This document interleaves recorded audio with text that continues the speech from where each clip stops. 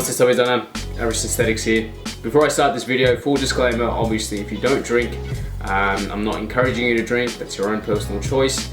This is purely an educational video showing you how you can balance fitness while drinking alcohol. I'm a big advocate for enjoying every aspect of your social life, and quite often this does involve alcohol. Over the past 5 years, I've learned how to drink alcohol and stay in shape, and in this video I just want to share that with you guys.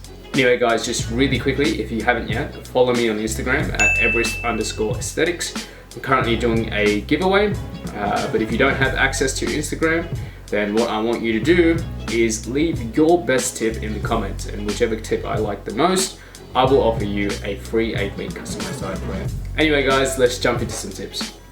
So the first tip that I have is to plan your event in advance. So never go out spontaneously with the idea to drink. Always give yourself a little bit of room for planning. The rest of my tips follow along from this tip, but this is usually where most people actually go wrong. Going out spontaneously and drinking means that you're potentially throwing out your exercise routine, your nutrition, your caloric intake, all out the window. On top of that, drinking spontaneously means that you can't plan for how much alcohol that you're going to be drinking at that event. And I'll be touching on this a little bit further in the video. But the main takeaway from this tip is, regardless of how fun the party is or what people are coming to that party, just don't go out spontaneously. If you take your exercise routine and your nutrition seriously, these are one of the sacrifices that you're going to have to make. So yeah, as your mum said, don't go out partying randomly. So the second tip that I have is to adjust your exercise routine so that your rest day falls the day after the event. So the side effect of drinking means that you must recover from the alcohol intake, and this usually causes problems such as dehydration, difficulty sleeping, blah blah blah. Come on man, if you click this video, you know exactly what I'm talking about. I reckon some of you guys are probably feeling that right now, to be honest. I am judging you. Just joking. I'll be touching on how to reduce this later on during the video, but just keep in mind for now to make your rest day the day after you drink. This is really important guys, because one of the main issues of alcohol is that it disrupts your sleep. You might have realized this, but when you drink alcohol, it's really easy to fall asleep. But quite often you end up waking up way before you want to or even plan to.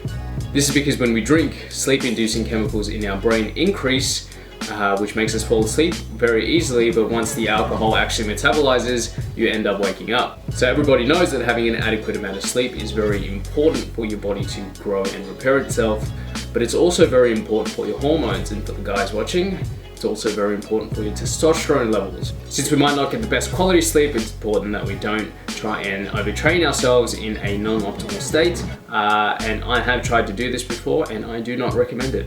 So tip number 3. So the third tip that I have is to remember that alcohol has calories and to plan your nutrition around it. So we all know that if you eat more than your maintenance calories, you end up gaining weight. So alcohol itself has 7 calories, and that's only counting the alcohol content. If you add in mixed drinks such as cola with sugar, you can end up consuming a lot of unnecessary calories. It's not just sugary drinks though, even certain types of beers have up to 350 calories per pint, and even certain types of sweet wine have up to 250 calories per glass. Compare this to a shot of vodka, which has 90 to 100 calories. We're talking about a 2 to 3 times difference for a single drink. This is why it's always better to have spirits, as they usually have the lowest amount of calories. And when you mix these in with diet or no sugar mixes, then you end up with the same alcohol content as any other alcoholic beverage. Just make sure that you're actually putting in 1 shot though. I may or may not be talking to myself. So alcohol is also metabolized before any other nutrients in your body, and that can potentially hinder protein synthesis, which is the process our body goes through in order to grow our muscles. So the main takeaway from this tip is to get in most of your protein sources during the day, and just to be mindful of the calories. So the fourth tip that I have is to choose the right alcohol.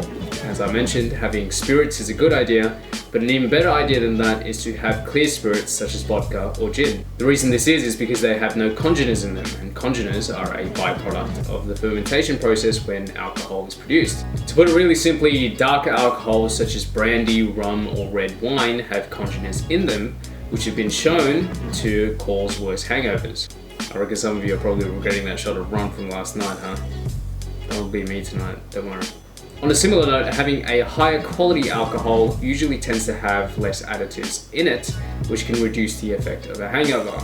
But usually this means that they're more expensive, and if you're not bougie like that, then maybe you should just stick to the alcohol that you can actually afford. So the next time you drink vodka, and leave a comment down below on how you feel the next day. So the fifth tip that I have is to plan roughly how many drinks you're going to be having at that event.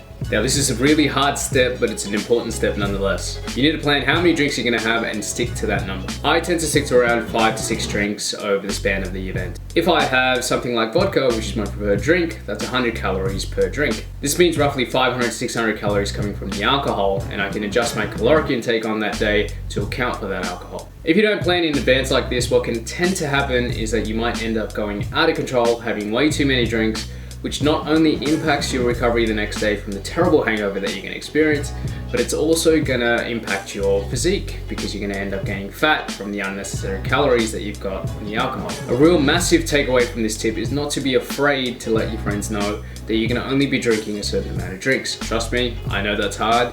I know it's really easy to give into peer pressure, especially when everyone's having a good time. Stay strong, man. Stay strong and just stick to that number and you'll be alright. But it's not like you're not going to have fun if you don't have 10, 20 drinks.